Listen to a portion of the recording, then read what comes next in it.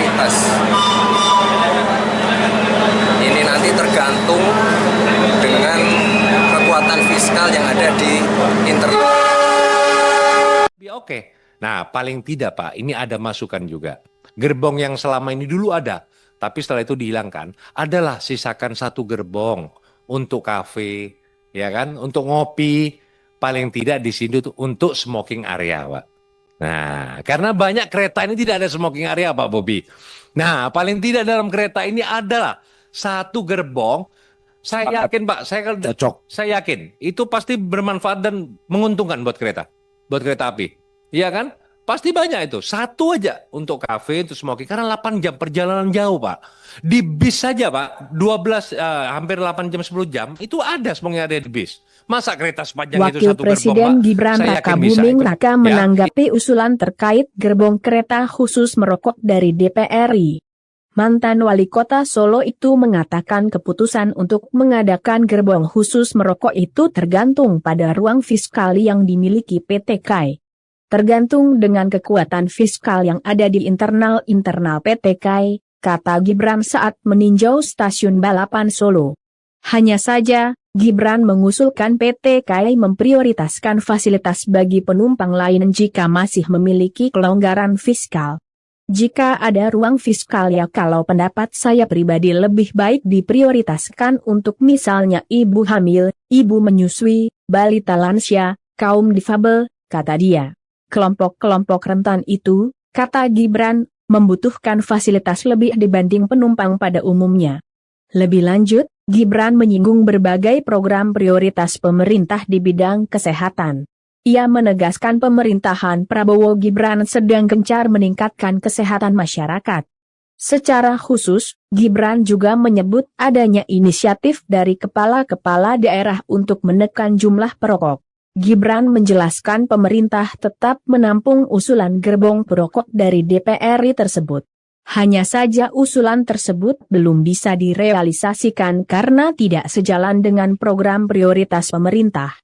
Selain itu, usulan tersebut juga terhambat sejumlah peraturan yang sudah berlaku sebelumnya. Sebelumnya, anggota Komisi VI DPR dari fraksi PKB Nasimken mengusulkan gerbong khusus area merokok di rangkaian kereta api. Hal itu disampaikannya dalam rapat Komisi VI DPR bersama PT KAI di Kompleks Parlemen, Jakarta, Rabu, 20/8. Dalam rapat bersama PT KAI Indonesia di Kompleks Parlemen, Jakarta, Rabu, 20/8, KON mengusulkan diadakannya ada satu gerbong khusus yang diperuntukkan sebagai kafe sekaligus area merokok.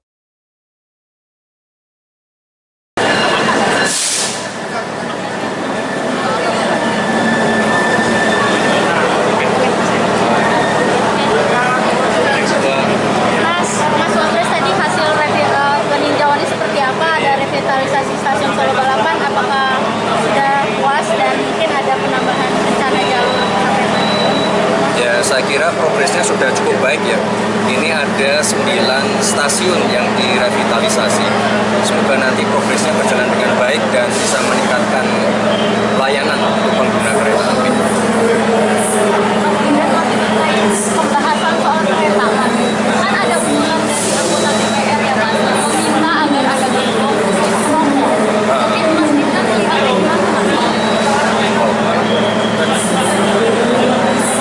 Dalam perumusan sebuah kebijakan itu ada yang namanya skala prioritas.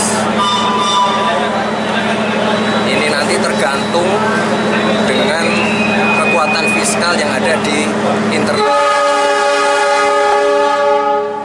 KAI.